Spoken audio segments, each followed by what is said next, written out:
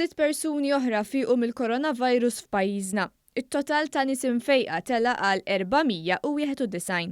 Ħabbret dan f'konferenza tal-aħbarijiet is-Supretendent tas-Saħħa Pubblika il-Professur Charmaine Gauci. Fl-aħħar sigħat saru 1247 test u feċ każ wieħed biss pożittiv. Il-każ huwa ta' anzjan ta' 71 sena li qed jingħata l-kura fl-Isptar Monte Carmeli. Il-każijiet attivi bħalissa huma ta' 114. Minn mindu bdiet din il-pandemija, l-awtoritajiet tas-saħħa wettqu 64,334 test. Minn dawn it-testijiet ħarġu 612 il-każ pożittiv.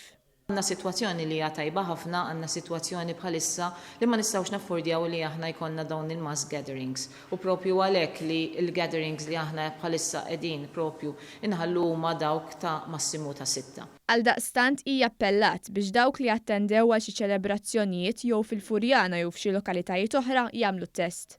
Allura aħna kull min ċempel li anka ma kellux sintomi ma nipretendux li s-sintomi jibdew joħorġu llum imma jistgħu jibdew joħorġu propju minn għada.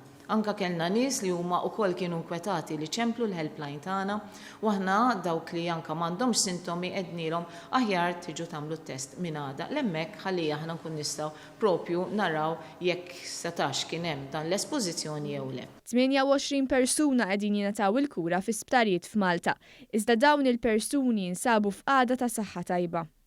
Jekk tħoss li dan il-persuna m'għandux bżonn jidħol l-isptar, però naraw li d-dar forsi hemm persuni oħra fid-dar, speċjalment jekk huma vulnerabbli, naraw li hemmhekk sitwazzjoni li ma jkunx għaqli li dawn il-persuni ikunu qegħdin jinżammu għall kura tagħhom fid-dar.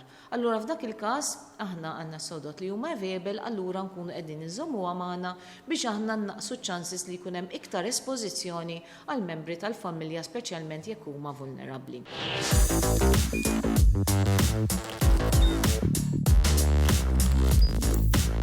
Idħol fuq one.com.mt u hemmhekk tista' tara l-programmi kollha li jxandru fuq One permezz ta' One Play.